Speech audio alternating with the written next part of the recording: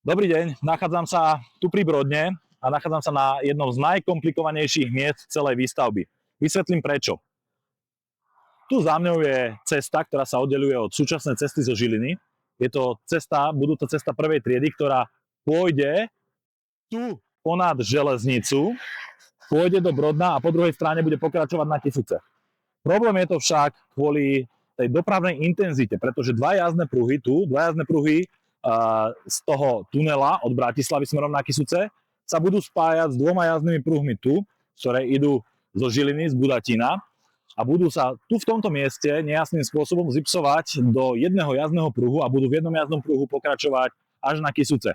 Národná diaľničná spoločnosť a zhotovitelia dokonca uvažujú, že tento bypass, túto skratku ani nevybudujú, pretože to bude tak komplikované a radšej presmerujú celú dopravu z tunelov naspäť na Kragujevskú ulicu a preťažia cesty vnútri v Žiline a ešte viac zhoršia situáciu na príjazde alebo na výjazde zo Žiliny smerom na Kysuce.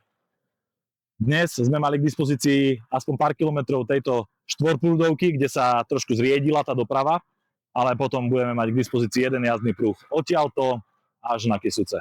Takže situácia nebude ľahká.